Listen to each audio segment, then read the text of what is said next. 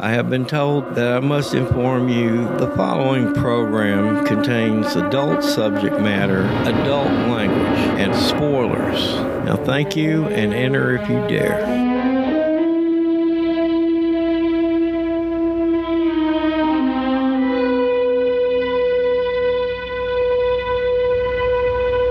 Sergeant Bolan's first round got Tra Huang through the neck. Round 2 was through right temple of village chief. Round 3 through back of Colonel Huang's aide, unidentified. Departed Station B at approximately 0652 hours. All objectives accomplished. Arrived base camp at 0940 hours. No casualties. Sniper team able. Vietnam represented a new type of warfare for the American soldier. Many grim specialties were developed there by American youth, and perhaps none more grim nor more specialized than the one personified in Sergeant Mack Bolan. Bolan had been a career soldier. At age 30, he was a 12-year veteran and on his second Vietnam tour.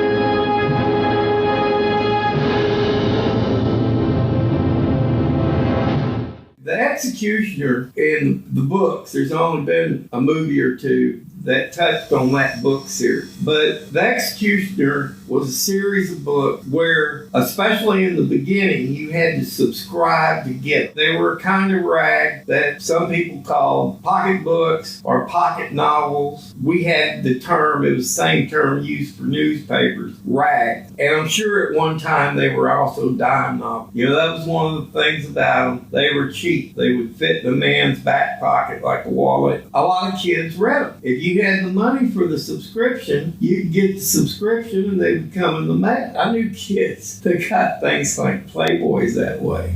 They didn't steal them from their daddy because they wouldn't sell them to you. In fact, I can remember in the 70s, you had to show ID to buy a pen out. Don Pendleton wrote this series, and it was long. It had a lot of spin-offs from it, too. Most of them, in the beginning, Don Pendleton supposedly wrote. But they ran from about the late 1968 all the way, I think, to something like 89 or 92. I can't remember. So they had a long run. And you can still buy, I don't know why anybody would do it. I buy them used. I can go to a half-price books or something and get one for $1.70 or something, you know, that's used. But if you want new printings of them, you can get them anywhere from like $7, $15, and you can get a new printing of them. They are a lot like comic books. Yeah, that's actually what got my attention when it came to The Executioner. Was I was a kid, I want to say it was in the early 80s. And every now and again, it wasn't in supermarkets. I think I'd see them in like maybe convenience stores, and I don't even think chain convenience stores. I think it'd be like places where there was like mom and pop type of places. Mm-hmm. But I'd occasionally see one of those Executioners racked up, and I think they were probably by the books, because I would check out magazines, comics, books, anything that was words on paper I was going to look at as a kid if I could access it, right? If I could get a hold of the Dirt Nudie mags, I'd love to look at them too. I remember like my mother would occasionally buy these bawdy books of just the cartoons, like the kind of cartoons they'd have in Playboy and such. Yeah. It would be a whole book just of those, and she'd pick those up sometimes. But anyway, usually closer to the porn than to the comic books would be those men's adventure or action. Oh yeah, they would be where the guns and ammo and porno and all. Yeah, because they were meant for men. And so besides the fact that you have a provocative name like The Executioner, and there would always be some kind of explosion or somebody handling a weapon or something. Also, the thing that grabbed my attention was the numbering. The fact that these books had number 87, number 93, you know, it's like, so it looked like a comic book. And I did a little research on it, and they basically are. I mean, it's the guy in this. They don't have any pictures. Yeah. Some of the later ones had pictures of a weapon. Right. But the idea of this, I've talked previously about exploitation. And like, you know, things that you make not because it's for the art, but things you make for the intention of provoking the response of the reader. Stuff where it's like you're essentially manufacturing something on demand for these people for what they want. They want action, they want adventure, they want to get the Executioner makes James Bond look like a Boy Scout. Yeah. Well, especially in print. And by the same token, 007 makes the executioner look like a Boy Scout. The executioner has much more scruples than 007 does. Either in the books or the movie, he has more scruples. Well, I understand that his nickname when he was in the Vietnam War was Sergeant Mercy because he would literally doctor people. Yeah. Both the name Executioner and the name of Sergeant Mercy was attached to him in Vietnam. The reason why is he was an executioner. He was a sniper. He was behind the lines operative. He might snipe his target. He might use a garrote. He might use a knife, or he might just beat him to death if he had to. But basically a U.S. military stealth assassin. Right. He was a sergeant. He wasn't a Green Beret. I think he was an Army Ranger. He was attached to what they called an able team. But most of the time he worked by himself because he had to move fast, get in, get out, and for stuff like that, they don't want to risk a lot of guys. It's better. But on his way back, a lot of times, because he was a very moral person, if he saw and he didn't care whether they were enemy or not enemy, if they were kids and women in need, he'd drag them back to a field hospital where he had friends that would take care of them. And that's where the Sergeant Mercy came in. I guess it was his way of karma. And as they progressed for a long period, and that was one of the things that I noticed about the books. Pendleton's style was like he'd get bored about trying to make up stuff that would happen, the action stuff. He was producing, these books came out like one every month or something. Mm-hmm. And so to produce whatever, make it easier to produce, he spent a lot of time with the Mack Bolan character thinking. And he would think in different ways. He would be thinking all this philosophy. I guess I'd call it, if Pendleton didn't use the term, I'll use it, because Pendleton Bolan lived in hell. When he had to do something, he was in the hell ground. He used those terms a lot. So this was philosophy of the hell ground. And he also had all these retrospective thoughts. On one hand, Pendleton would write that he left his past behind him. Well, if that was true, why would Pendleton spend 4 or 5 or 10 pages in every book going over what's happened before? Right.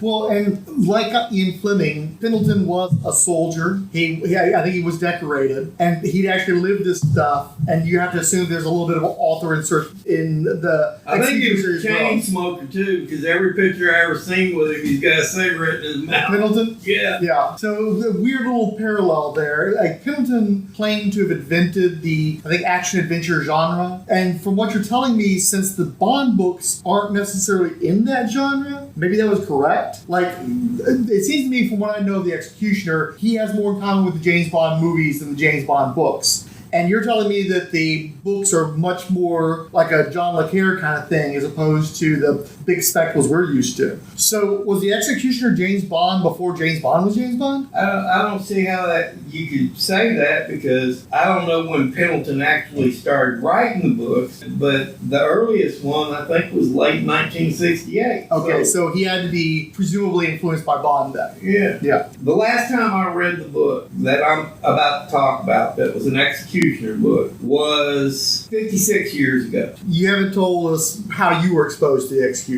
And given that you're going back 60 years. My father's family lived, and we've talked about this some, talking about other things. My father's family lived right across the river from New Orleans. Still today, when I start talking about Orleans, I start talking like they talk. Because when I was a kid, we'd travel every summer to see the relatives, and they all were in different places, but especially the ones in Orleans. They had the thick accent, which I always thought was funny because most of them were born in Florida, but that doesn't really matter. They were born in Florida and Mississippi and ended up in Nolens. But I'd hang with my cousins. We'd go on the bayou. They like to go around the bayou with a shotgun and shoot turtles. You know, the turtles was their target, but they'd shoot anything else they saw. Did they eat the turtles or just shoot them? No, they just shot them. And I assume they pierced the shell. Huh? I assume it pierced the shell, right? Like when they Yeah, BBs but or what was it shooting? if you got, I think the shotgun had about 26-inch barrel on it. It was a double barrel. If you're 50 feet away from the turtle when you shoot it, you can shoot the turtle a bunch of times. One of the games they would play is see how far they can move the turtle with the shotgun. Mm-hmm. So the first shot would be like 50 feet away, and of course the shotgun's only going to be effective for so long to get something like this that's attached to the ground. Mm-hmm. It wasn't just, they'd see a tortoise too, but a lot of them were painted turtles. That's another thing. A tortoise is easier to hit, but a painted turtle, its whole design is kind of like a tank. So, it may take you a while to get the right range of it, It's not as simple as it sounds. Mm-hmm. But, yeah, I mean, my cousins did a lot of things like we talked about before, going around hunting people and that sort of thing. I did not participate. No questions on that one. I don't want the answers to any of that. Right. Okay. So, the funny thing is, they were always the ones that got shot up. Oh yeah. They went looking for trouble and found it, huh? Yeah, but you're talking about kids, man. Mm-hmm. We're talking about kids.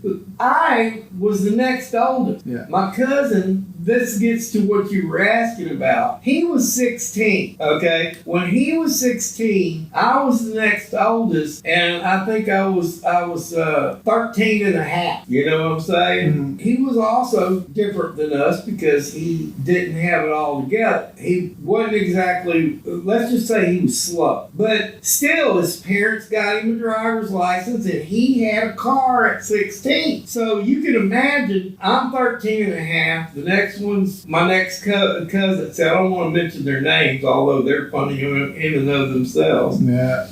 The next one down is a year and a half my junior. Mm-hmm. And then his brother is like 3 years his junior. We would all be together, We would be our own little squad in the summertime, although the oldest one wasn't around all the time. But when he was around, we were together. And also, you can imagine living real close to the river too, what it was like in the summertime as far as the atmosphere. Mm-hmm. And my cousins, the older one, what it is two sisters that live side by side. In their house, they always had and used air conditioning. In the other house, they didn't. They had screens and maybe a fan in the window. So you can imagine what it was like in Orleans right on the river in the middle of the summer. Yeah. So whenever we would sleep on a pallet at their house where the air conditioner was. Right. And if I remember right, they had a TV and the other ones didn't. Mm-hmm. Not until they didn't have a TV till like the 70s or something. Yeah.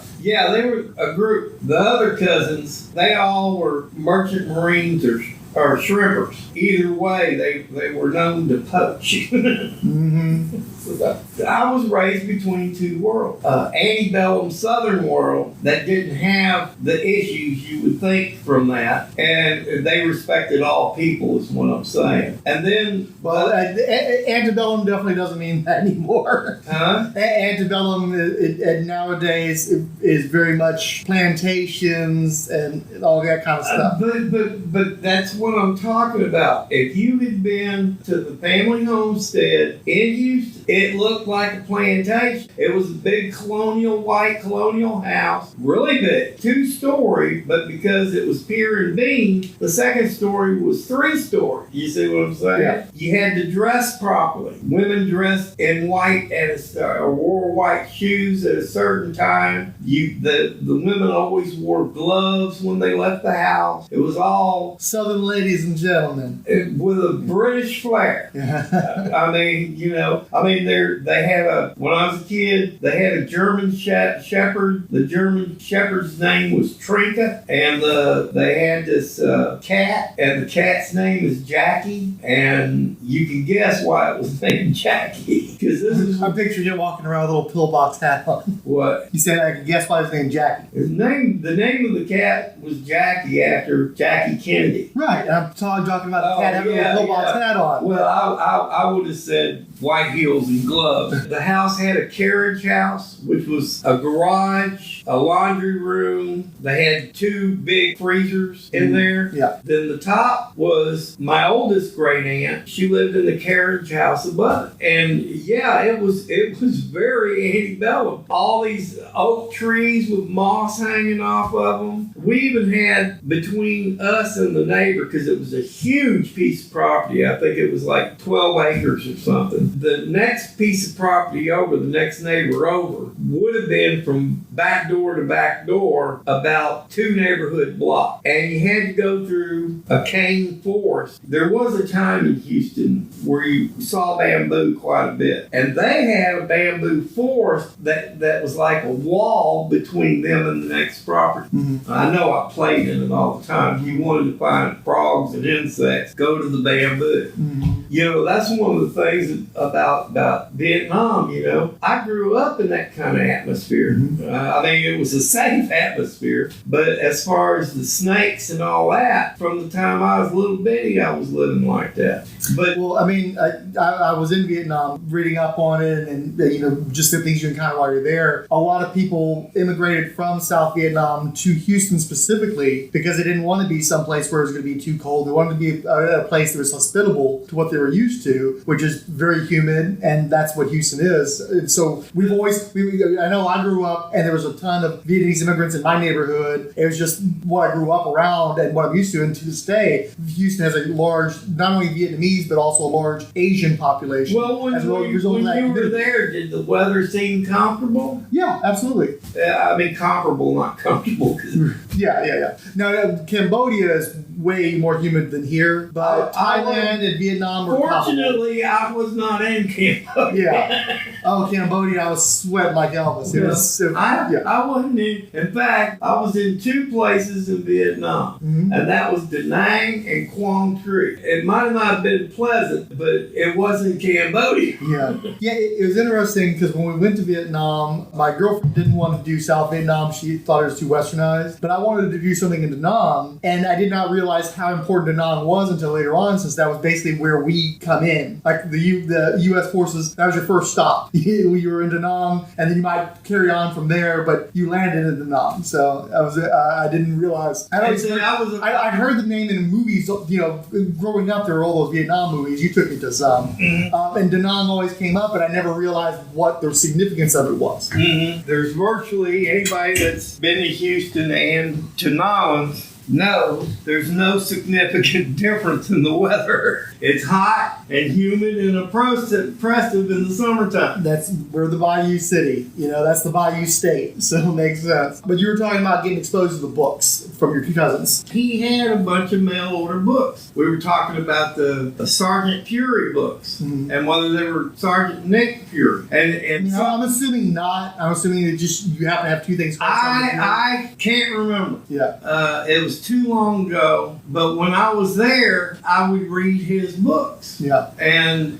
you said they were mail order too. Did they not have like periodicals accessible out there, or was it just he wanted stuff that wasn't available? These books, we were talking about the Executioner. All these books you ordered. Yeah. People didn't want to. The grocery stores didn't want them on their shelves. You have it when they appeared on a news shelf. They appeared. You don't see newsstands like you used to, but you would have big newsstands that would sell all kinds of stuff. I know that in parts of Houston they still have them, but it's mostly for pornography. Well, they definitely have the porno newsstands, but there are a few like international magazine stores. Yeah, I think there's. I don't know if there's still. Actually, there's been a few. The years best one that Houston ever had, I think, is still downtown. Okay, it's right. It's easy to get to. They sell, maps and all kinds of travel information, but they have all the newspapers and that kind of stuff. Yeah. It's like 7-Elevens and stuff would have Playboys, but they would be behind the counter because you had to show ID to get them. And I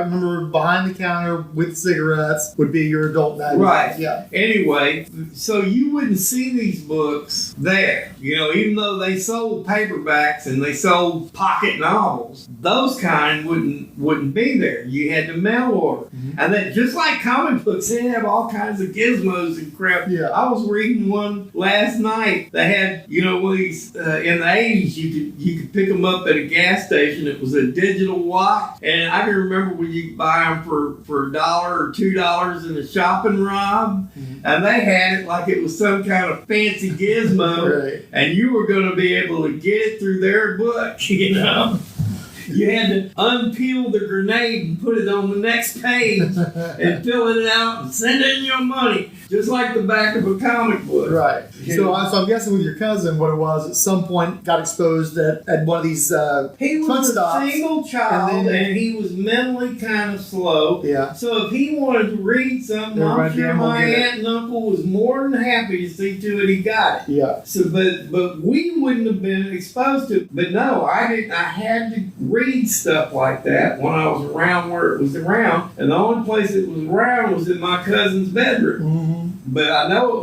his was all mail order. Yeah. Because I don't think that they lived in a town called, back in those days, I understand it's different, that these people got pushed out, mm-hmm. and now it's kind of a hoity-toity hipster, whatever you want to call it. But back then, it was a white supremacist town. Mm. They may not have been in a white supremacist group, but sundown town. And they use that. They didn't use that term, but they said the line, "You might come in the daytime, but you better be gone before sundown." Mm-hmm. So, I understood what it meant. I just didn't understand why they would be in that town to begin with. Right. Yeah. I never did. I never saw. Well, as you said, they were party to some of that. Well, they weren't the kind of people to have servants. Nobody in that town was. Yeah. But the town's name was.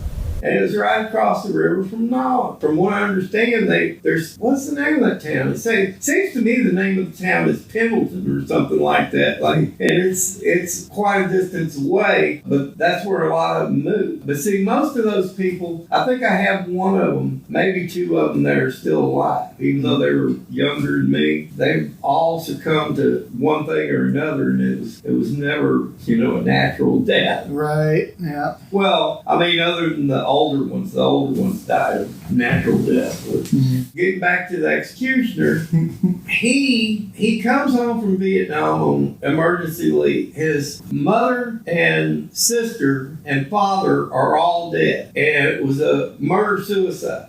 One of his brothers the youngest one, he got away because he was with an aunt or something at the time. But it was all caused by his father had to take a loan. And this mafia family... Yeah, I think he had a disability or something. Like he got injured or something on the job and wasn't making any money and needed a loan. That sounds about right. Mm-hmm. In any case, he borrows the money and then he can't pay it back. And the mafia turns his daughter into a prostitute. Anyway, Mack Bolan comes home on emergency leave to bury him. Yeah, because Dad had found out and shot the mom and the sister and himself. He comes home to bury him, and then he finds out what happened. Mm-hmm. So he declares war on the mafia. Yeah. I understand he broke into a rifle store or some sort of sporting goods store, put together a small arsenal, left an envelope of money to pay for it because, like you said, he's an ethical guy. He just couldn't wait until the place was open the next day to get him some guns and start shooting some people. Well, he didn't want it traceable either.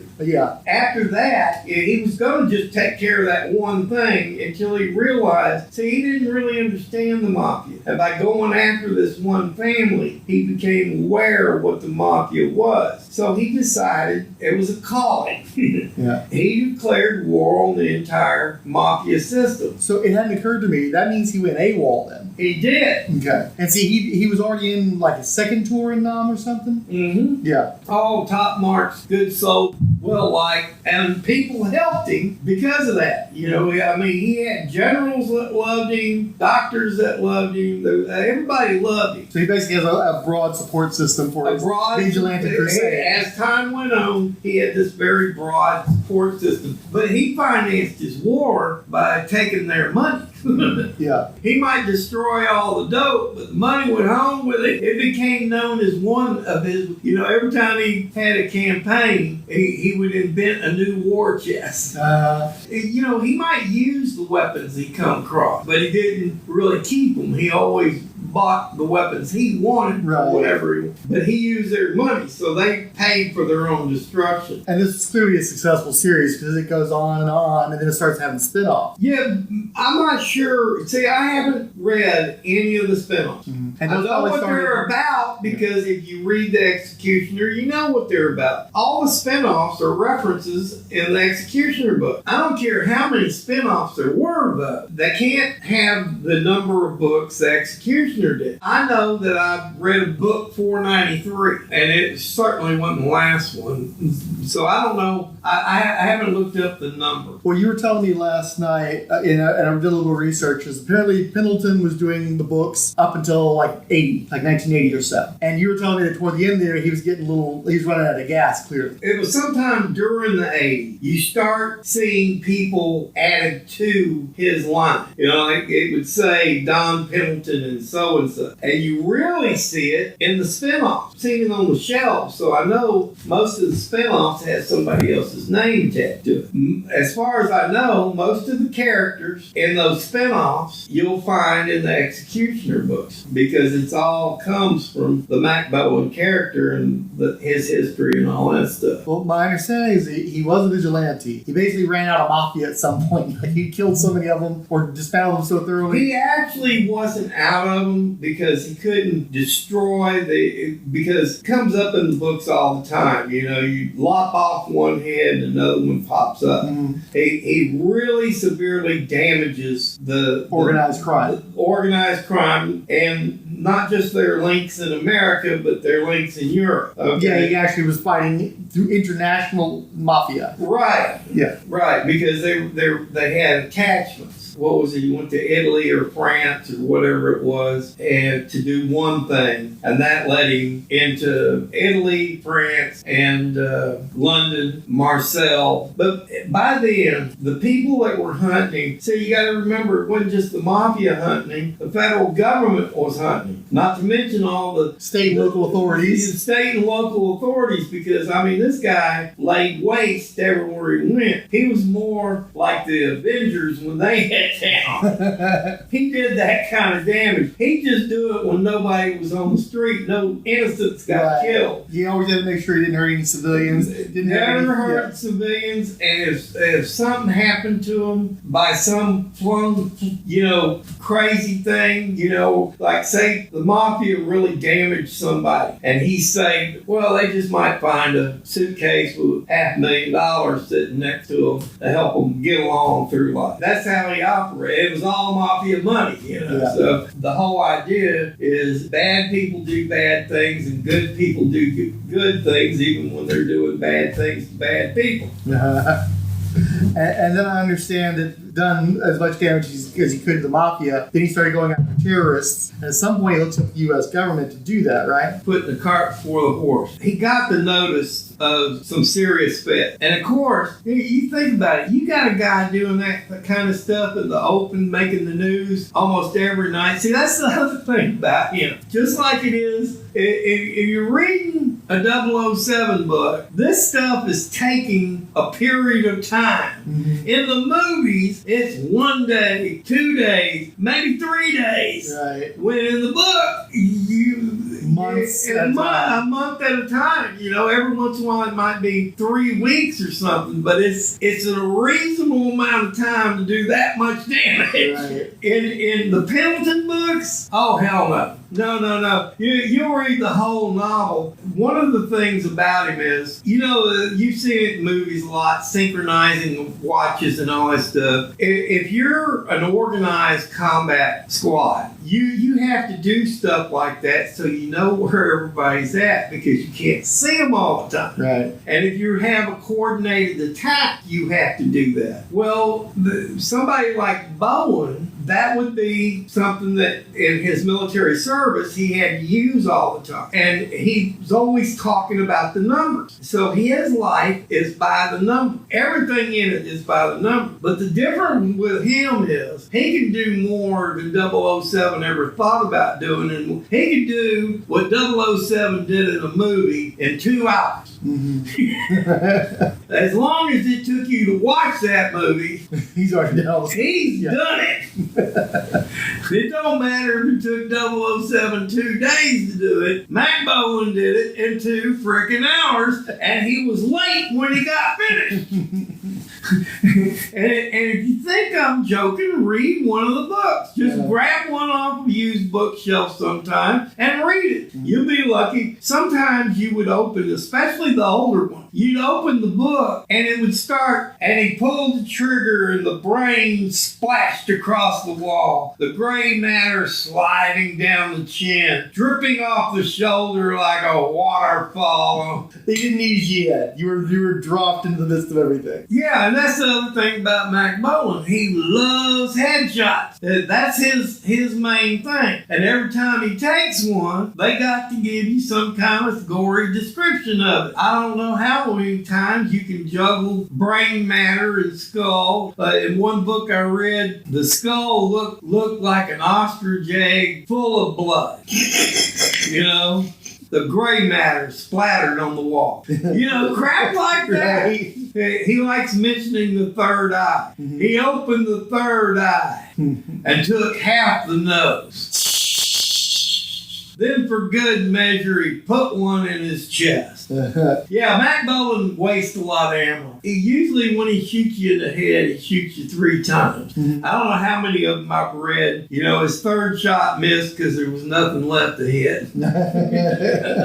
Well, you were telling me how unreasonable that is the other night. It's all unreasonable, you bet. And maybe, I was thinking we go to the range, because if we go to the club tomorrow, the weather's not supposed to be so bad. I mean, so good. It doesn't really matter that people this time of year really aren't using the pistol range. But we don't want a lot of people around when we're using my gun. So we go out there, we try a couple of my biometric chatter guns, and we record it. And then you can put it in one of the things. Yeah, we can do that. Because I can take the laptop out there, and I just like this, it'll have its battery power, and it should run the microphone. So yeah, we can do that. Well, there's power out there if we need it. Okay, what we have here is a Ruger 1022 Charger. It has a sliding rail stock. Push the button, it slides into place. Now we'll warm it up with a 15 round magazine before we put the 110 drum magazine in it, 110 rounds. I've never used a drum magazine from this country. I mean, from this company. So I don't know how well it performed. It's brand new. I've never used it. I mean, I bought it a year ago, but I've never used it. Yeah. I've got a Bushnell scope on this thing, and we're going to put my brass catcher on it so we don't have all brass bouncing all around us. Now, I'm going to show you how this works, son, before you use it. This has a bio trigger on it. What that basically means is, a lot of us call them double taps. When you pull the trigger, it fires, and when you release the trigger, it fires. It's just this simple. We'll rack it. Check it. Now, see, I'll pull the trigger, and I'll release the trigger. Okay. You want some phones? I've got some in my bag. Okay, now I'm going to show you. Well, why don't you do it next door over? Why? Because you're so close to the microphone, you're going to blow out the sound. Yeah, if you think so, I'll do that. Yeah, because matter of fact, I think I need to turn it down some because just talking is blowing it out. All so right. you shooting a gun's going to really blow it out. Okay. So watch what you can do with this. Yeah. Yeah, I heard it. I guess you did, and I wasn't even pulling the trigger fast. I'm going to release it. And what you just heard was 15 rounds, back fast. Sometimes I'll shoot a target, sometimes I'll just shoot the ground because it's fun to watch it like in the movies. Where you see the grass gets spin up. where you're watching the grass and gravel get spit up? Yeah. Here you go.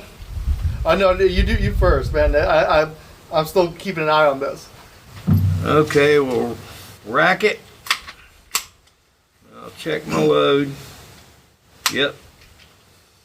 I'll put the catcher on it.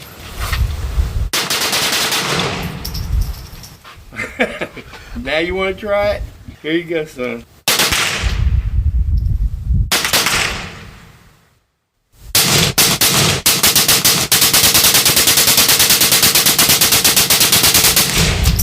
Yeah, that feels like a real movie kind of thing.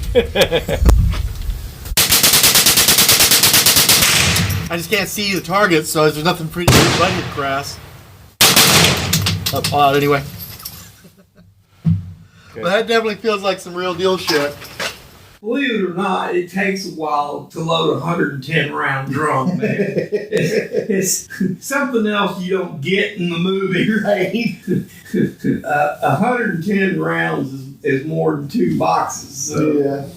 Well, actually, not that 110. That's more than of course, you have boxes and then you have double boxes. And anyway, yeah, it's unreasonable for a lot of reasons. Anybody that's actually seen people get shot, like anybody that's ever taken a self-defense shooting class, they teach you don't shoot people in the head, you shoot them center mass, which is right between the 2 tits. Mm-hmm. That's center mass. And there's no reason not to shoot them there. It's a bigger target, and you have more opportunity to do damage. It's like in the movies, when they stab somebody, mm-hmm. the 2 best places to stab somebody is right in the middle of the throat, mm-hmm. and you just keep pushing. Mm-hmm. If you got a 5-inch knife, if you hit them in the center of the throat, you should be able to sever the spinal cord. That's the best place to hit them. Why would you be whacking around trying to make it messy with their veins? I mean, if you're coming up from behind them, maybe. But if you're in front of them, you go right dead center of the throat and shove it all the way into their spinal cord. As far as from them, you never hear anybody talk about the liver. You can stab somebody in the liver and they'll never see it coming.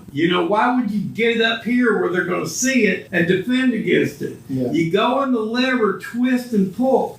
All those toxins get spilled into the body, I take it. No, one of your biggest arteries right there in the liver. You're gonna bleed out. All you have to do is nick it, and they're dead, man. Yeah. And they never talk about that. I mean, I can see why you wouldn't shoot it with a bullet, because a bullet could shoot half the liver away and still miss it. But with a knife, that ain't gonna happen. You want to scissor it because you want to try to cut the liver in half. Yeah. And they're going to drop dead real quick. Mm-hmm. And it ain't going to be too messy. Yeah. It all stays inside. A lot of people that have cirrhosis and other problems with their liver, they have to have what they call the bypass. And that's when they have to bypass those big veins and the big arteries. That's the whole thing is like you talk about Don Pendleton serving in the military, or he was a writer, and I wonder how it is he would not go there. Right. I have never heard of either one of those things being used. Mm-hmm. And I know for a fact the knife to the center of the throat is something they teach you in the military. Yeah.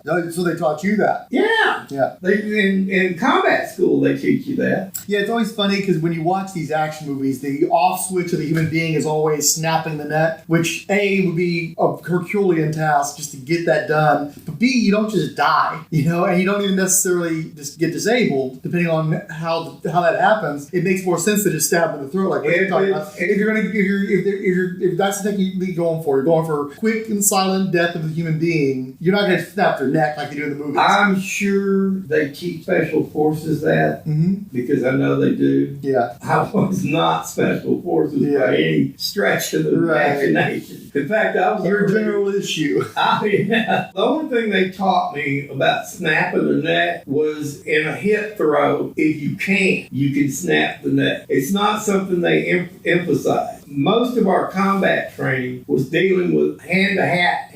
I mean, most of it was trying not to be found. Right. Most of it. Yeah. Just don't. Just don't. If you can avoid it, don't.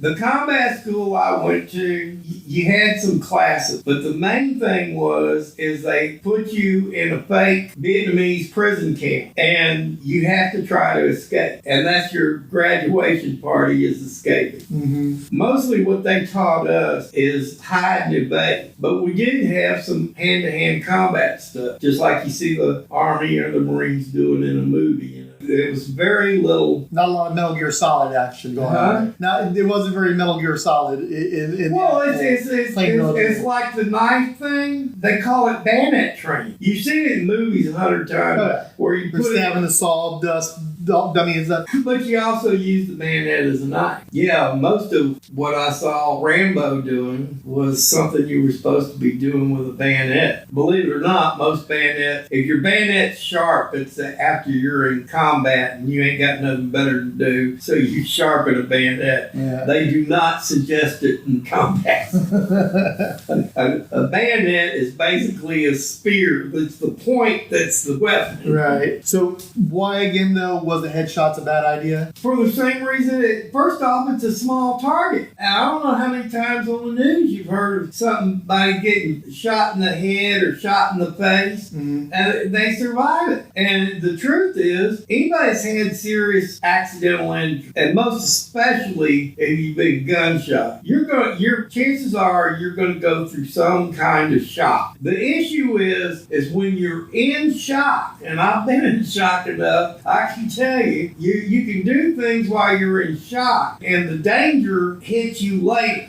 When you're in shock, you can cause more injury to yourself than what caused the shock. Never been in hand-to-hand combat like we're talking about, but I've been in plenty of street fights. In fact, most of the action I saw was in street fights in the Philippines, believe it or not. And I boxed in the surf, if you want to call it that. I call it that because they call it smokers, but you're supposed to be boxing. Basically, it's street fight in the ring, but I know what kind of damage you do when you hit somebody over and over again, and I know what it's like when you get hit over and over again. Mm-hmm. A lot of street fights, it's not the boxing part of it that does the serious damage. It's the kicking and the falling. Yeah. It does the serious damage. So basically what I'm hearing is that the headshot doesn't incapacitate necessarily. And it's also much harder to hit. Yeah. Well, I mean, that's part of the point, though. They're trying to show you what a badass Mack Bolan is, that he's doing nothing but headshots. He survived the zombie apocalypse for sure, because it's nothing but headshots. So they're trying to do pressure, I think. Another thing you see in movies all the time is the guy that's shooting with a gun in each hand. Now, I've had matched gun where I've tried it. I tried it with Smith & Wesson 22. Okay? I don't believe you do that. Yeah. First off, when you're shooting one gun after another, you have to get a rhythm up between one trigger and the other trigger. When you shoot both of them at once, most of the time you miss both times. Yeah. When you start angling, you might hit one, like I'm right-handed. So I might hit the target or within the target with my right hand, but I never know what my left hand's doing. Yeah. And I have practiced it. I mean, we're not talking about just trying it once. I have practiced it. I started with 45s because I really wanted to do it. And then I tried it with 380. And then I tried it with 22. And those Smith & Wesson 22s are good 22. They're a model that's become kind of a collector's item called the sports. They're kind of made to carry in the field. Right from the factory, they're easy to aim, they're well balanced. They'd be a great gun to teach somebody handgun use with. You fire them whether you remember it or not. They're blue. The guns are blue. Anyway, I tried it. I spent probably 6-8 hours trying to learn something like that. Mm-hmm. And you can't do it. it. I knew a guy who could do it with Western style 22. You know, he dressed cowboy. He was like a cowboy shooter. Mm-hmm. And I knew a guy that could do it. But what he did was like you see in the Westerns, one pistol went in front of him, you go boom, and the other pistol would go in front of him, and go boom. Yeah. Not shooting from the side like that. That's what we're talking about. It's just like I showed you, and you shoot that way, you level the pistol in front of your chest. You're centered. That's what gives it to you. It's like a lot of the firing positions Bolan uses in those books are military positions, like squatting down and taking the firing stance. Okay. I'm too old to even do that anymore because basically it's like this. I'm sitting down on like this.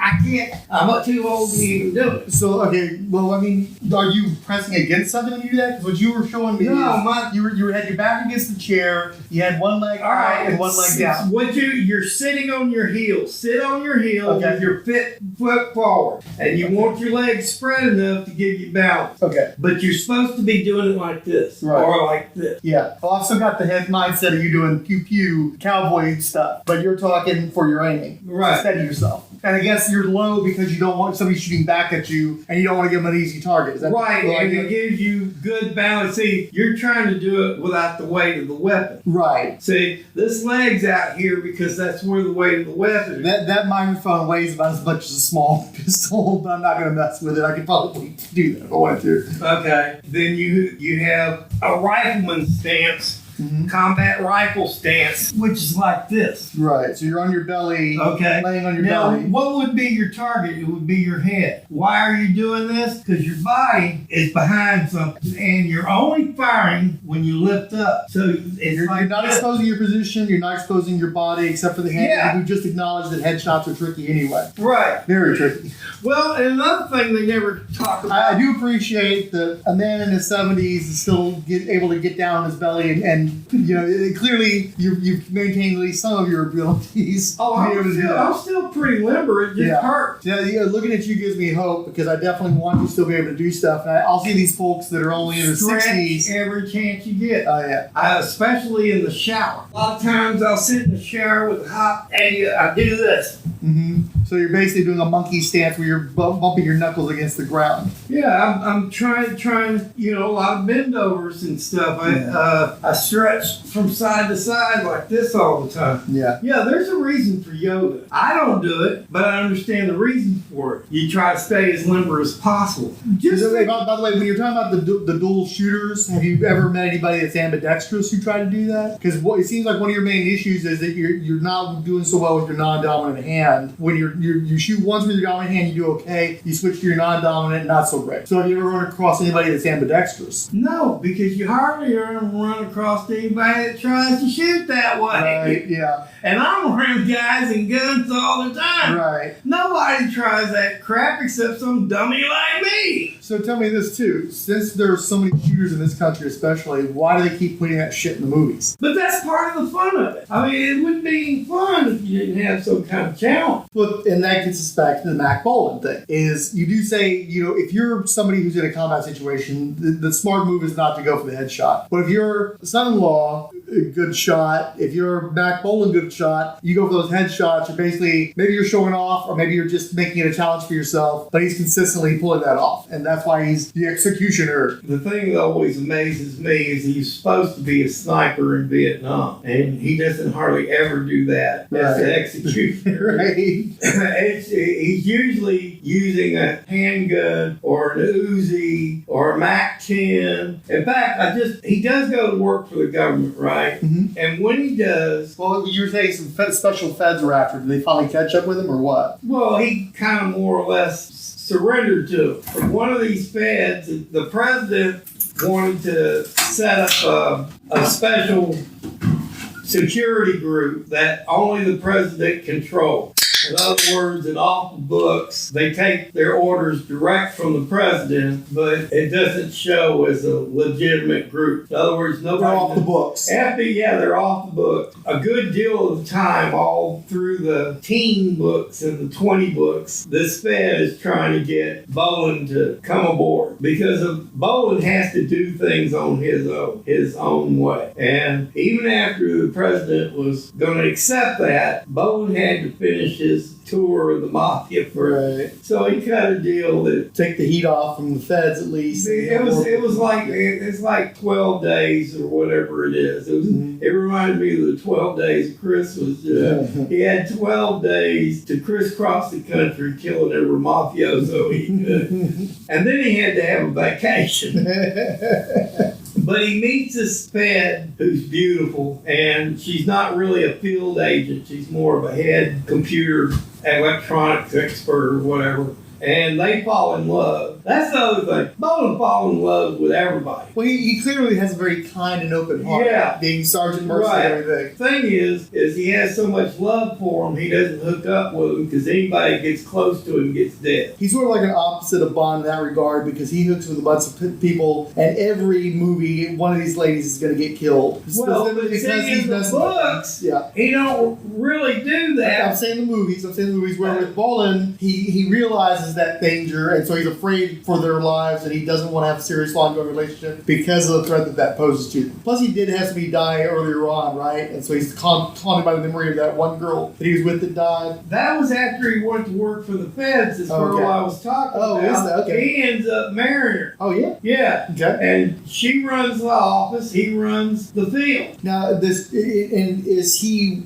just working with the government, or is he working with a group within the government? Because I understand he eventually has his own team for a period. So is this before that, or during that, or what? The president puts him in charge of Stony Man Farm. Okay. That's what it's called. And he has teams that work for him. But the books are mostly about what he's doing. Right. Which is working by himself. The one I'm reading now is one I found real cheap. I think it's number 193. Mm-hmm. He's fixing to be inserted into Vietnam to go after this soldier he's a merc now, but he's not so different than Bolan. His daddy's a real rich guy, and he served in the military as a lieutenant. He's got this hard-on, not for the mafia, but for communism. Okay. So his group has been working. Sometimes. So what is Mack Bolan's political ideology? Does that even come into play in these books? What is Mack Bolan's political ideology? He don't have one. He doesn't have one. He's just good guys, bad guys. He makes a point of it. And actually, in this book, he's working for Ronald Reagan. They don't use Reagan's name, but since they're talking about Iran-Contra, right? And this other guy, he's been working in South America as a merc, but sometimes he has to pay his guys out of his own pocket because his thing, he's not that much different. He's trying to kill communists, but his father finds out his brother, who was in Vietnam, left a son behind, and the merc in Vietnam that is going to turn the son over, his father's a very wealthy arms manufacturer. He's the one that tracking location program for the Star Wars. Again, right? They don't mention time and place, but hey, and the guy to turn over his son's son wants the program because he was going to charge him $3 million, and then somebody gave him the idea. Look, this guy does this. Isn't that worth more money? The guy has sent his spare son. Well, it is. It's the way he loved his first son, but he put all of his hopes into him. His second son is just as good or better, but he'll get the love though. He'll sacrifice him to get the son of the son. So what happened to the first son though? Did he die or something? That's why it's so hot. He was killed in Vietnam. Okay, so but the son's fine. He had a wife and a son in Vietnam, and he don't care that he sacrifices the second son to get the son of the first son. Right. He'll become a traitor and sacrifice his kid, but his kid that's carrying it thinks he's carrying codes to a Swiss bank account. He doesn't know his father's turning traitor to get this kid. So Mack Bolan's dropping in to stop that from happening. Yeah, and the exchange is going to happen in Hanoi. Been there. Almost right across the street from the old presidential palace. Okay. So you've probably been there too. The old American embassy and the presidential palace. I don't know if I made it over to there, but we stayed at the Hanoi Hilton, so that was an experience. How did you stay in a prison? Because they took the prison and they chopped it down into a little bitty museum, and they put a big nice hotel on top of the grounds. And I'm literally looking down into the museum from my hotel room window. So you stayed next door to the park? No, it's on the grounds though. Like the grounds of that prison camp have shrank down to a smaller section. So if I look out my window, I'm seeing the so now glass it really is a Hilton. Yeah, I mean it's not a Hilton necessarily, but essentially it's like it's a little hotel on the grounds now. By the way, that was funny too because they're still very nationalistic, and so you go there. And I gave up on reading the history after a while. So everything was like glorious, people revolution, and we treated John McCain so well. You know, he was just injured in his when his plane went down. We didn't do anything to him. We knocked him back up to hell. You know, all this bullshit. Still a little warm. We'll let her calm down a little bit. Okay. What does heat do to it? Well, I bought this gun a year ago, and it's been test fired a couple of times, but you really need, all guns need, like 500 rounds run through them to break them in. They're like a car or anything else. Yeah, one thing that was cool in Cambodia, they basically, from all the wars and stuff that they've had, all the conflicts they've had, there's all these armaments that get left behind. And so somebody just up and collected a bunch of that stuff and put it into somebody's big backyard, and they turn it into a museum. So you just walk into this big backyard, you're sweating, of course, because Cambodia. We were there during a rainy season, so there were all these little puddles and little muddy portions and stuff that you have to go around. But it's just a bunch of husks of tanks and anti-aircraft equipment and all this stuff getting rusted out, having greens growing through them and everything else, and just this graveyard of all these armaments. It was pretty neat. They had a chopper and a plane too. A chopper and a small jet. I mean, it shouldn't be surprising. I mean, you do all this traveling. When I was in the service, I very seldom spent much time in the better parts of town. Not every place I went was, I guess, all that seedy. In other words, you'd be pretty safe day or night as long as you stuck to the streets and the sidewalk. Rough, but not dangerous necessarily. Rough, yeah. But the poverty was never far away. There was places I was in Vietnam and in the Philippines that we've talked about this, look just like Mexico. And see, the last time I was in Mexico was, I think it was around 2011 or 2012. And I just parked the truck right there at the border and crossed over at Del Rio and went walking around. I was shopping, but I didn't have a lot of time to spend. It was summertime. So I kind of found something I wanted to buy as a gift, but I thought I'd come back. But that was before you needed a passport. Yeah, when I was a kid, man, when I was in the service, we went to Mexico all the damn time. That's one thing Kikita was saying too, was how much Thailand especially reminded her of Mexico when she was growing up. So like 1980s, 1990s period. Well, I probably... But again, Cambodia's about 40 years back from that because of all the conflicts they've had there. Yeah, well, see, I can't really... I remember the stuff that was going on in Cambodia and guys telling me stuff. Yeah. But I can't comment. I was never in Cambodia. Right, yeah. You haven't read any of those spin-off books, Stony Man or any of that kind of stuff. No. And there's another spin-off series too, right? It's like, it isn't like the anti-terrorist stuff where you solo it like its own series as well? Or something like that? Look, he does go after terrorists in The Executioner. It's all done from Stony Man farm. It's all, But he's got his own little Torchwood where there's a team that he worked with that's off doing their own shit too.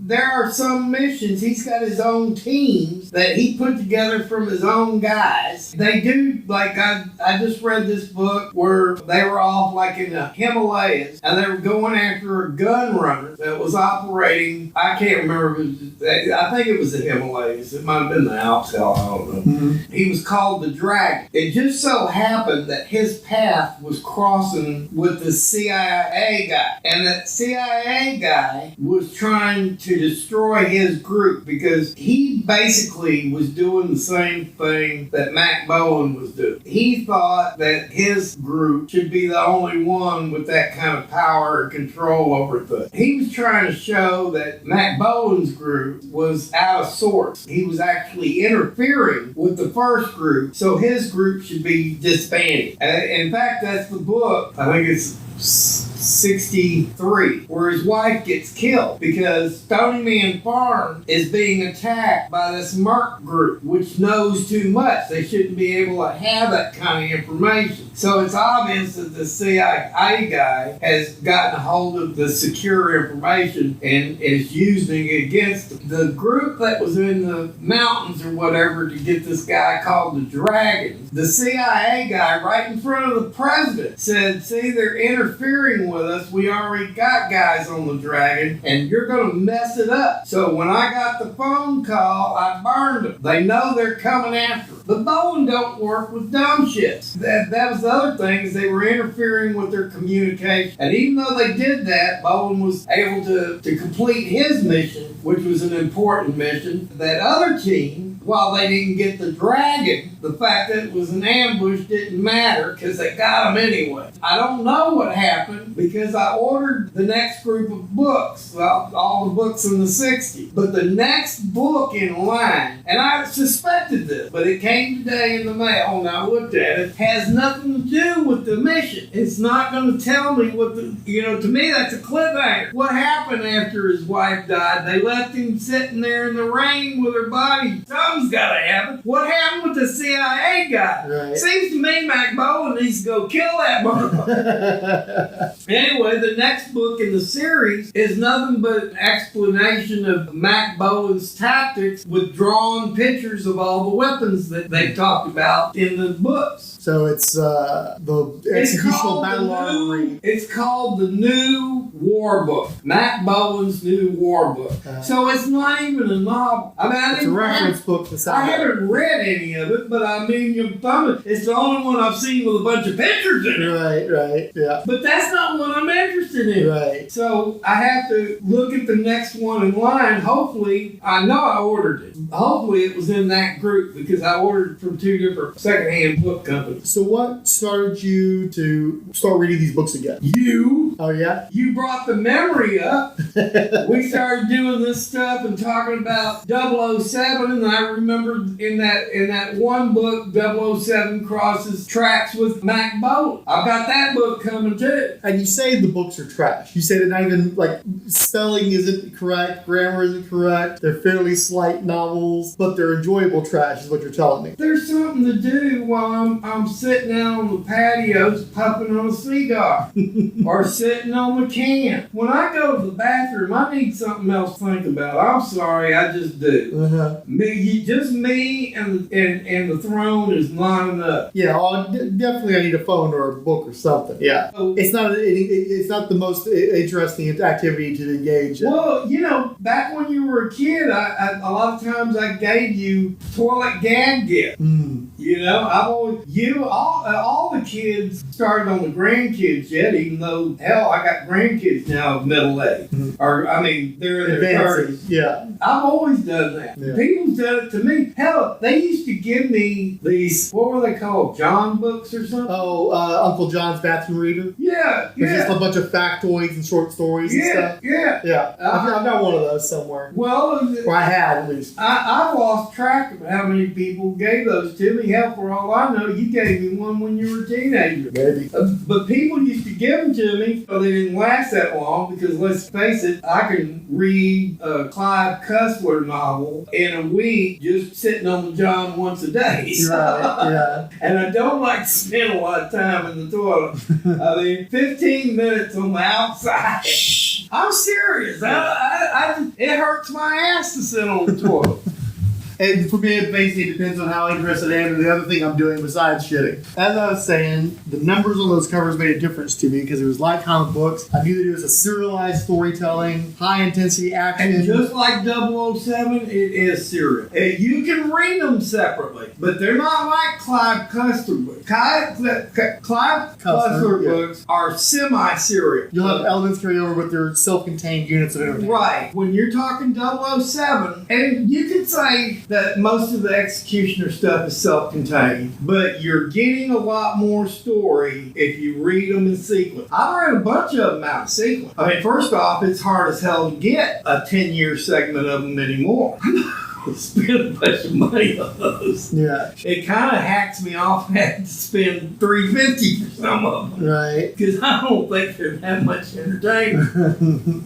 But I want to know the story. And it won't last because they're a lot cheaper. And like if I buy them at half price books when I'm just in there, they're $1, $1.70, whatever it is. Mm-hmm. But when I order them, they're always $3 or $3.50. I've gotten a few for $2.59. But you got to remember the shipping. I ain't gonna pay for shipping. Most of them you have to buy a certain amount. You know, you have to buy $20 or you have to buy $15. Yeah. The shipping. So I'm gonna get the best ones I can. I'm not gonna just order them. Is this the Cussler books you're talking about, or the Executioners you're talking about? The Executioner. Okay. I'm just checking to make sure. The Cussler books. That's the other thing. Some of them books come out. I have gotten I don't understand it. I really don't understand it. The book will be coming out and they'll list it for $7 or $12. Okay, now I like them enough. I'll pay that kind of money. And I'll pre-order them. I almost always get them for less. Supposed to be $10.53. I get them for $7.20. They were $12. I ain't gonna spend $15, $18. That just ain't gonna happen. No paperback is worth it. And you can buy them used. I hate to buy, it's now here's the difference between Clive Cussler and Don Pendleton. I've never seen a hardcover Don Pendleton. But all of the Clive Cussler books come in hardcover. And sometimes you can get them for next to nothing because, like me, nobody wants them in hardcover. I mean, I have bought them on Amazon as cheap as 50 cents. So that meant they didn't even cost me $4.50 for a hardcover book. Right. But I hate them. For one, they're hard to balance on the toilet. Did you know that? They're hard to hold on the toilet. You have to put them down and squeeze. It's a pain. You put them on the sink. You set them on the sink and you read them that way. You just gotta crane your neck a little bit. First off, you can't do that in my bed. Okay. I mean, I know the sink is next to the toilet, but the sink is sitting high. Yeah. So you got the book up high and you're looking down at it. It's not at fucking eye level. Son, I'd be pissing on the wall. I gotta pay attention to where my junk's going. Sure. Do you really do that? Huh? Well, I mean, I don't take a lot of hard covers into the bathroom, so it's really an issue. Man, I've always got a marker. But I wouldn't want a paperback in the bathroom really either because the spines are too tight. I usually like a magazine or a comic or something because they're floppy, they're loose, and so they're easy to turn. Yeah, but I don't read that crap like you do. I understand. I'm just saying, in terms of just some of the ones I won't take in the bathroom because I know what's going to happen to them if they go in the bathroom. Right. No worries. But yeah, no, it's just because of they're made to be flopped around and stay in place. You just pop it down, you keep your page. Where with a paperback, you usually have to put something in there to save your spot or dog-eared or something. And I always, and I don't like the dog-eared. Yeah. No, I don't want to fuck my stuff. For some reason, I misplaced my book marker. Mm-hmm. I just grabbed one sheet of toilet paper and put it in there. That works. It works. Back to the Executioner. So these things have been coming out more or less monthly since the 60s. So they're up into the 600s now, from what I understand, at least. I don't think they're coming out anymore. But I'm going by. If I recall, they stopped them in like 1992. Maybe so, but Wikipedia was saying they're up in the 600s. I don't know how credible that is. I have to look out. Probably check Goodreads or something and get a better idea, I'd expect. But again, that suggests that quality somewhat similar to comic books, where it's just this supposable immediate routine periodical. And it's tough to talk about the Executioner without talking about his most famous, arguably more famous ripoff, The Punisher. The truth of the matter is, other than the movie, I know zip about the Punisher. Oh yeah, those comics came out after your time. But yeah, literally, like the origin is pretty much the same. Well, I saw the movie, but I own the movie. Right, so you can see the similarities. Yeah, kind of, sort of. You know, Mack Bolan don't live in no sewer. Well, that's from the movies, though. In the books, he's got people he works with. He's got a van, a battle van. He has a bunch of weapons in. There's the Punisher Armory, which is like that book you described, where they're actually showing all of his weapons page after page. Like, I use this one, and this does this. And basically, explain, kind of like a Guns and Ammo, where it explains what he does with his weapons and why he uses this particular weapon, under what circumstances, stuff like that. So, it, like, literally, like, you wonder why somebody like Mack Bolan wouldn't be a comic book character. And I think the problem is they started doing comic book Well, if he's Punisher. got a battle wagon, he definitely ripped off Mack Bolan. Definitely. Well, and also the Punisher, the Executioner, they're not that far. You know, they're both Vietnam vets, all that kind of shit. They tried to get the Executioner into comics eventually, but they waited until the 90s, and there was a smaller company called Innovation that was owned by a dentist, or was financed by a dentist that finally pulled the plug on it. But they had decent quality color comics, and they came out with the Executioner miniseries with art by Mike Diabolu Sr. I picked it up when it was coming out. One of its big selling points was that they had a supposedly indestructible cover on the first issue. What it was made out of Tyvek, and you've dealt with plants and stuff, so you know how that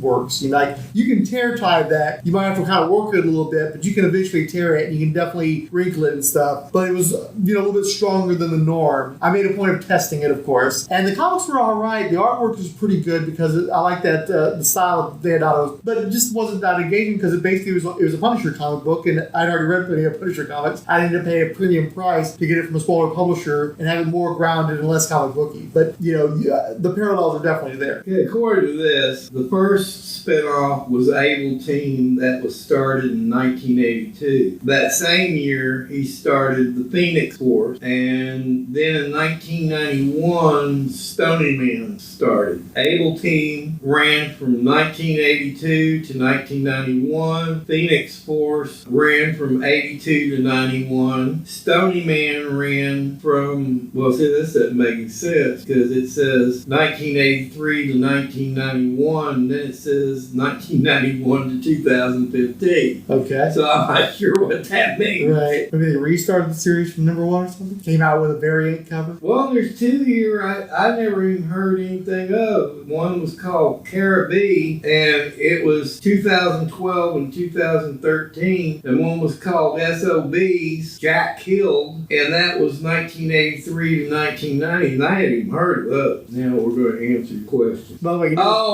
then he went, the Super Bolan book started in 1983, and they ran to 2015. What's a Super Okay, Bolan? I've seen them in the used bookstores. Okay. Two of those I've never seen. I have seen Phoenix Force, but I've seen the Super Bolan. You said there were movies. Did you ever see any of them? Huh? You said there are movies of Mack Bolan. Did you ever see any of them? I got one of them somewhere. Oh, yeah? That's special? It's just called The Executioner. I think it was Doc Lundgren. Oh, yeah? Yeah. Okay, the Mack Bolan book ran till 2020. Oh, okay. Pretty recent finale then. So how many volumes does it say? Okay. Yeah, the first set of Mack Bolan book, there's 464 of the Execution. I think. That didn't make sense. Something's not making sense. I wonder if the numbers they had when I read on Wikipedia No, were all inclusive. this is a list of all. No, that was Mack Bolan.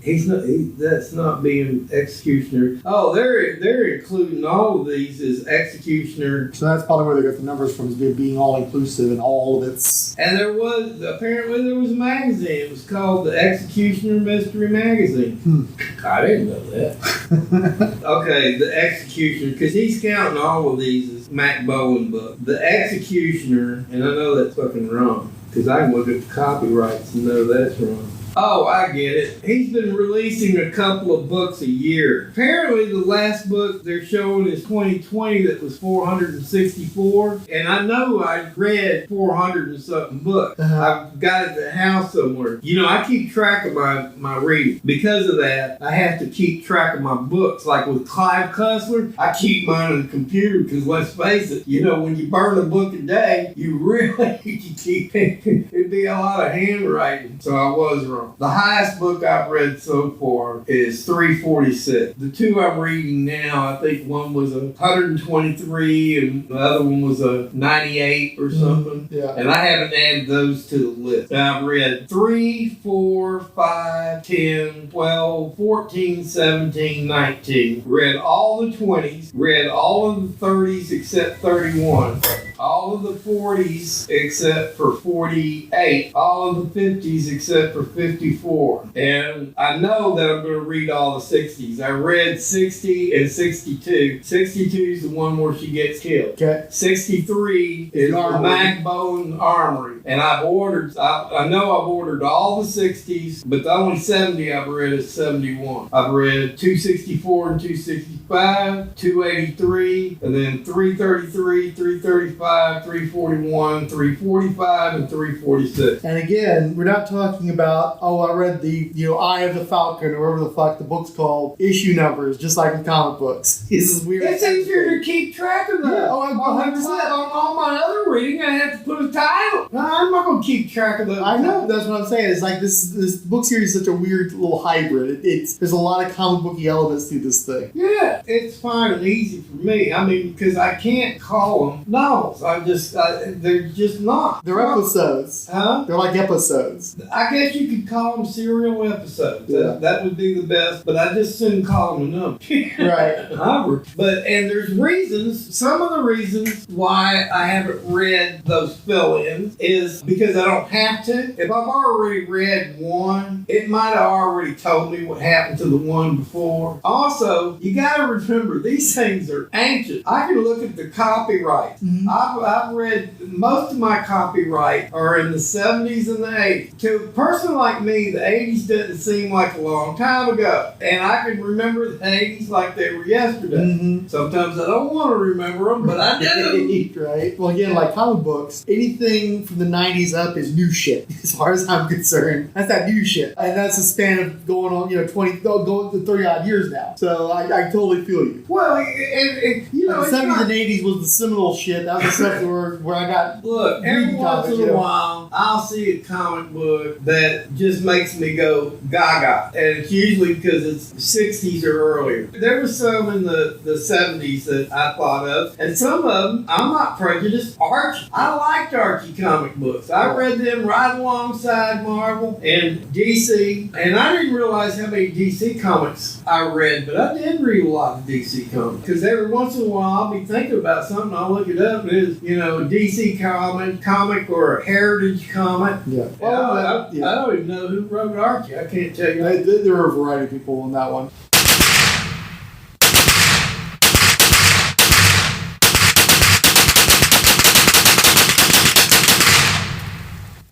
That's fun. That's a pistol round and a rifle.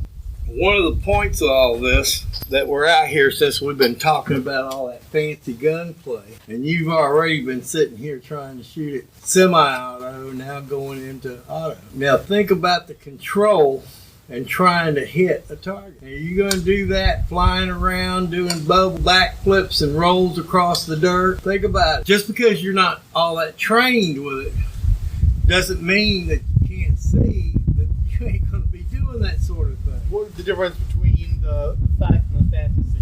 So it's just yeah, and this is a pistol round in a heavy rifle. Yeah. You're not firing a big heavy rifle round. Like a 308. Now, it might be easier with a 5.6, which is basically a 22, a heavy 22 round. See, it's more like a 22-250 or something. Mm-hmm.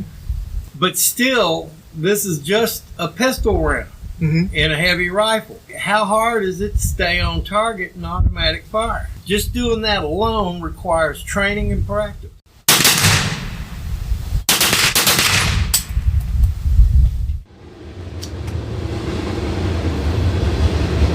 New magazine. Gotta break them in. Yep.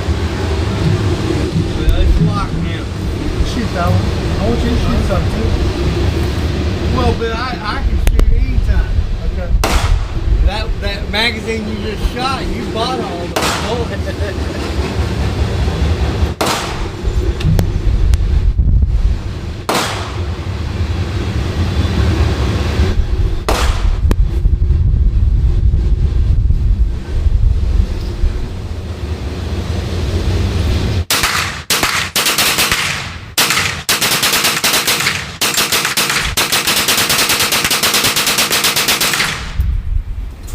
didn't care about the accuracy on that one. I just wanted to go rapid fire and enjoy it. And did you? Yeah, it's fun. And how quickly did this? Oh, that was way smoother than the bump stock. I wasn't struggling with that at all. I barely had to do anything to get it to go. That's good. And I'm eager to see if they all fired. It sounded right to me, but and see that was with. I mean, I had wad cutters in there and hollow points in there, and they were old ammo. See, that's reliable. Yeah. Now let's let that cool down. It's hot. Don't want to burn the case. Yeah, you can read all the books and watch all the movies you want to until you've done the real thing. Yeah. So now when you see a documentary and somebody's actually doing it, you know more about what it's like. I know me, like you were just talking about how I can still stretch, but I can't run. And I used to fly when I ran. I could fly when I ran when I was in my 40s. But by 45, things started happening to me. So I could understand. And apparently they knew this back in the 50s when they wrote 007. 45 would be a good retirement age for somebody who had to be an action guy. So if Mack Bolan, when he started out, was 32 years old, and I'm reading him now in 1983. How old is he? Well, but you're saying it's not necessarily like Bond, though. They don't necessarily do those books in real time, do they? Do they actually have dates and times and stuff like that? They're not giving dates and times, but they're serials. You're right. But if he's doing a book in 2 hours, he could be doing a book a day. It could be a year. We've only a year and a half worth of adventures the entire career. That's what I was laughing about. You got to realize those books go back to back with numbers. You read the copyright. There was a time, that's what I was just talking about. There was a time when he was producing those books one a month. He may have wrote them until 2020, but then they were down to 3 a year. Well, obviously Pendleton stopped writing them like in 80, and a bunch of people named Don Pendleton as a pseudonym. I know some of them have a shared name. And you told me you could tell the differences in the writing from the different writers between Pendleton. Sure you can. And that's another thing that we never talk about is writing style. And I don't mean just writing styles between different writers. I'm talking about writing styles of time. You read something written in the 1900s, or the 17th, 1800s. There's a cadence to it, and a language to it, and a structure to it. And then you get into the 20s, the classics were all written during those times. You get into the 40s and the 50s, it's a totally different way of writing. And I'll bring this up. This is something that younger people be interested in. It might be something you'd be interested in reading. This is a series I read this year, and I just accidentally stumbled on it.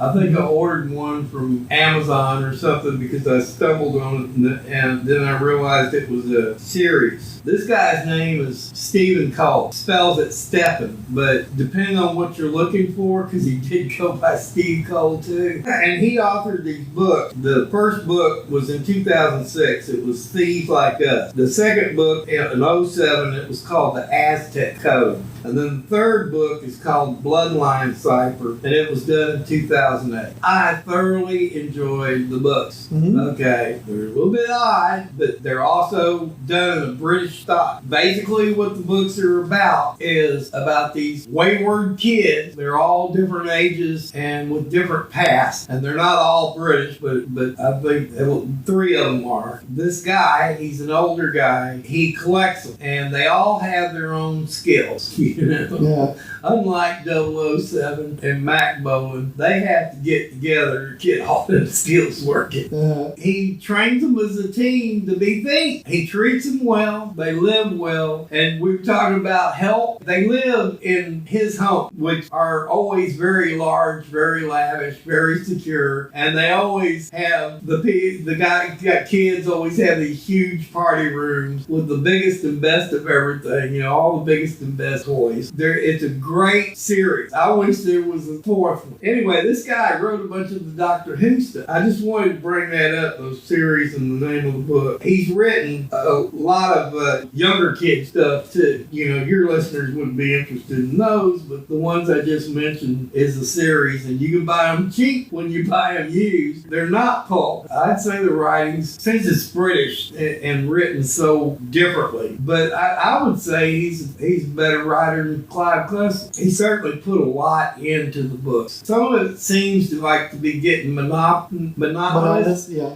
But he's doing it to make you feel like the guy. You know what I'm saying? Yeah. He's trying to bring you into the book by doing it. I thought that would be worth mentioning.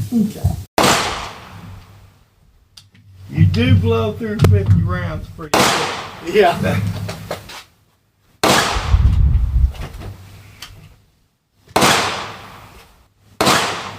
This is that new magazine I haven't used before. Also, I know for a fact about the last 15 rounds of this. Actually, about 40 rounds of it. The ammunition is probably 3 or 4 years old. But there's ammo in here that's a mixture of different kinds, and some of it could be 20, 25 years old. So if we have problems, it's not the rifles issue. So did you have any final thoughts on Executioner now that you've just about wrapped it up? Because you said you got into the Stony Man or the Phoenix Force, or who'd you get into? No, I've read some up in the 300 and 400, but what happened is as the Executioner evolved, so did the people around him. He'd gotten to a point to where he had a woman who was a member of the team also. That's one of the things about the Executioner. He fell in love a lot. You mentioned, but it was too dangerous and he had to turn Right. And in this case, he thought he'd finally found a situation where he'd work. And so this chick, April, she was kind of a computer geek. And so I'm assuming by this point we're into like the 80s or something? Oh yeah, it was in the 80s. In fact, it was in the upper 80s.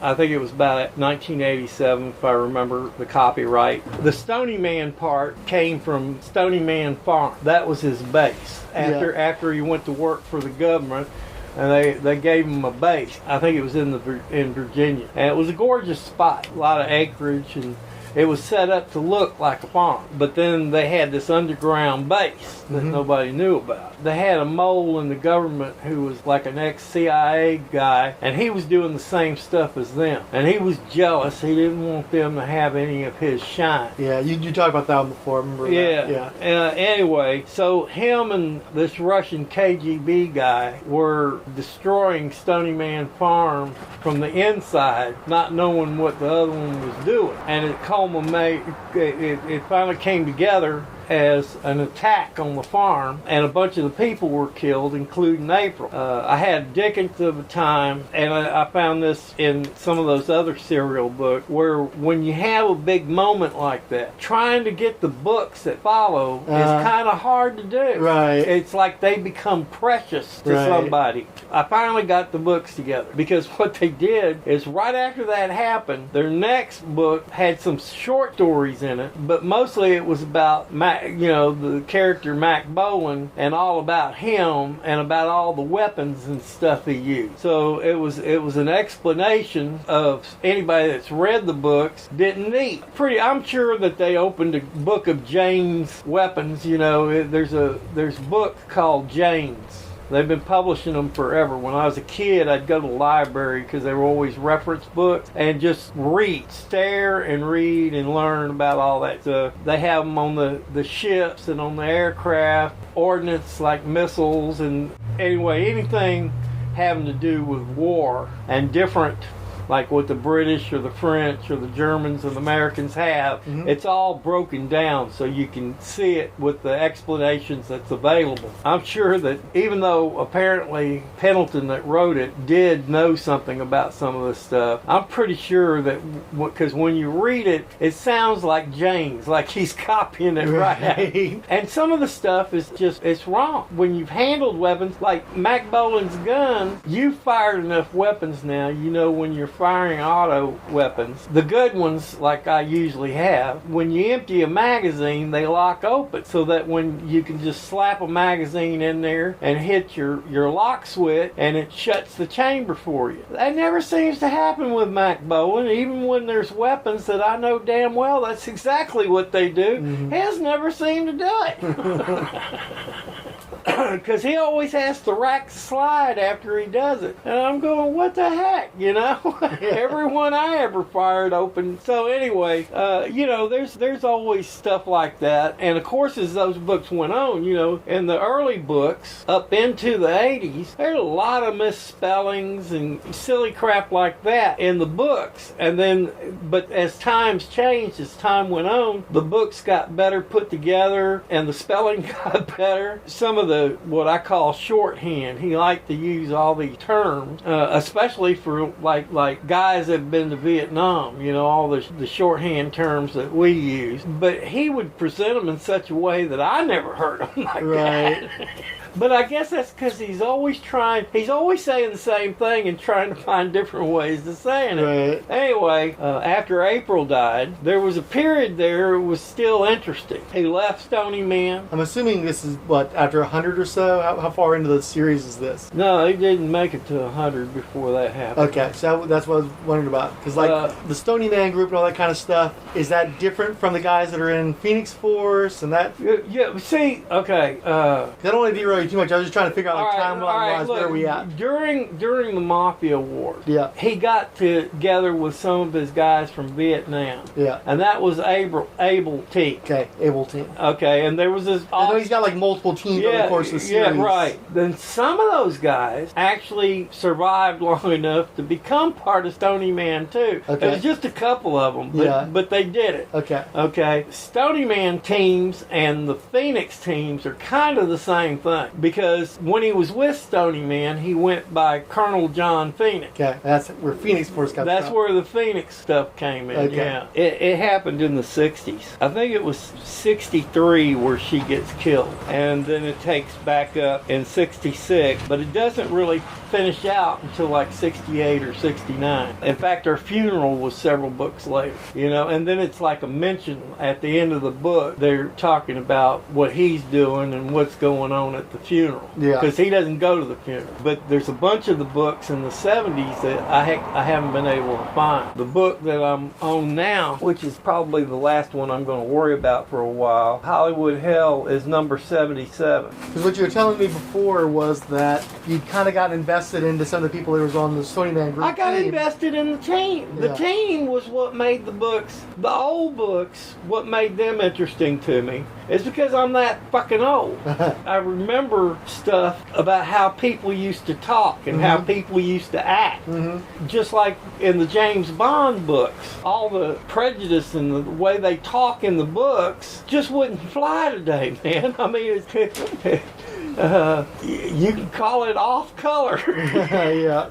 Or on color, however you want to put it. Right. It just wouldn't fly today, and it doesn't make sense to, I think, most people in the general public. Yeah. You know, there's just not that many people that openly act like that anymore. And it was commonplace for people to say those words and talk that way and act that way. I'm sure also the treatment of women's probably a lot different in those books. The misogynistic, but see, that's all part of it. I mean, you know, nowadays, one would just shoot the guy here in Texas. I mean, fuck him. Boom! I don't care if you do have a Beretta. My Ruger here has got a lot more grains to the bullet. Some of that goes on in the poor and uneducated. I realize it still exists. One of the reasons why is, you know, here I live in Trump land. Because I'm old, people can talk freely around me. Yeah, it's amazing the stuff that people will tell you because you're a white guy and they think that you're on the same page as them. I've had, especially when I was working retail, you're at a place and you're trying to buy something and then you're going to go off on this racist screed about your sister shacking up with a person of color and blah, blah, blah, and then word this and then word that. It's like, dude, I'm just trying to make a sale, man. I'm not here for this. But you just sort of stand there. It's like, all right, this is the job. Part of the job is just listening to people go off, regardless of how you feel about them. You know, it's not my job to judge. Well, and you were a lot younger then. They thought you might be impressionable. Maybe. I think some people are just... And let's face it, you were in You know, that makes a big difference because that was the home of the East Texas KKK. That gun range we used to go to, that's one of the reasons why I quit going there, because I discovered that they were all KKK. That's why I like military spec. You notice I didn't move the gun. It was on its side and it loaded fine. You can't really do that with something that's not military spec. No telling how that bullet's going to try to feed. Okay, you want to try it on? Sure. All right, we'll go.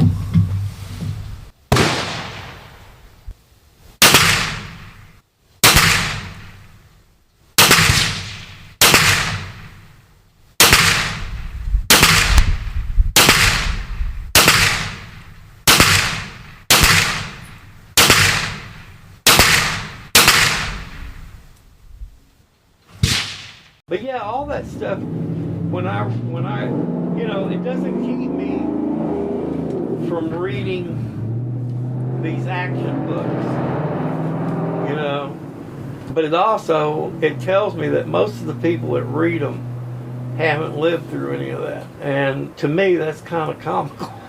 And he came around the corner. At the bottom of the stairs was this huge shadow, big beefy hands holding on to something that looked like a half pitchfork. And he raised it and went to throw it. And that Beretta 93R came up, and a couple of soft coughs, and the brains went spraying. The light from the next room gave it an orange halo and a soft pink across the wall. And the girl, she had some stones because she just stood there and looked. But how long that was going to last, who would know?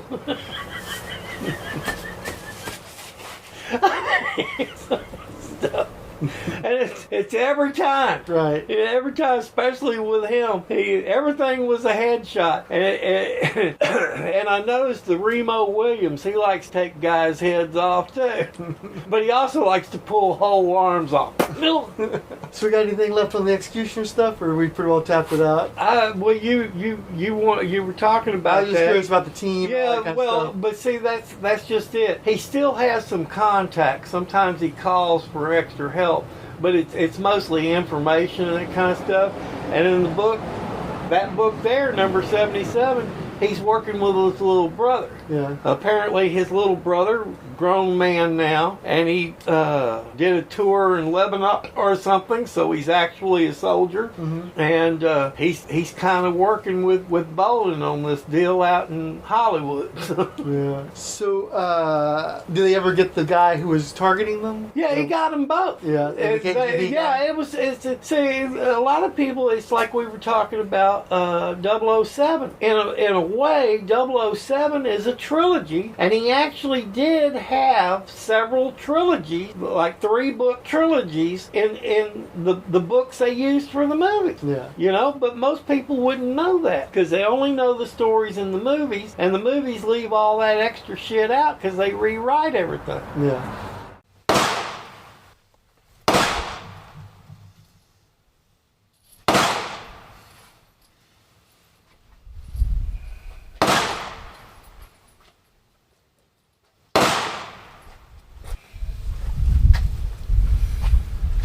I'm sure when you figure out a way to edit, you ought to add that clip right there. You ought to add into your lead in. Find a spot, you redo your lead in and find a spot.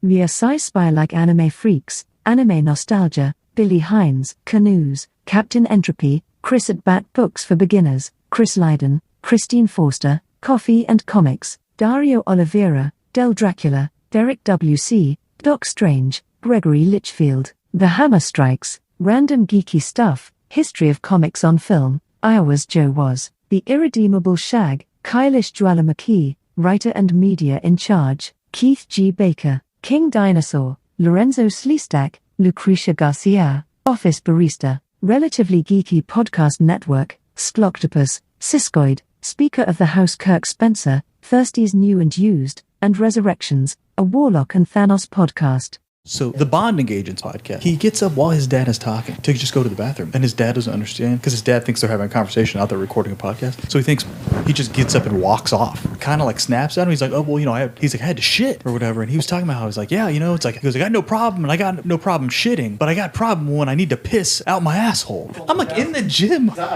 listening to them yell at each other. Like, why the fuck are you leaving? So because I had to piss out my asshole. I couldn't hold it. It was going to come out my asshole. Now what about Dr. No? That's how you lead into that question. And then he starts talking about firearms and Delta Wing after talking about how he's about to shit his pants at the end. It's like an almost 2 hour long podcast. It's fucking insane. Two crazy people talking to each other? Nobody can be listening to these podcasts. Nobody. I think they use them in North Korea as a torture. Yeah.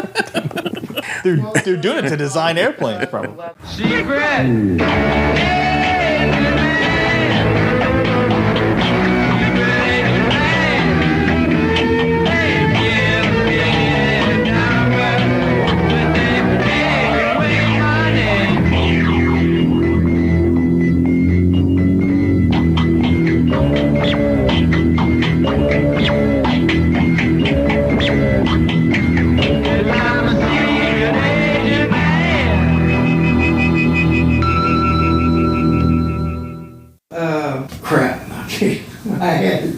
I had it in my head. The preceding program is intended for the common good at no expense to any citizen. It should therefore be considered to possess a license to thrill in service to fair use, and not seen as a hostile act against copyright owners in the international marketplace.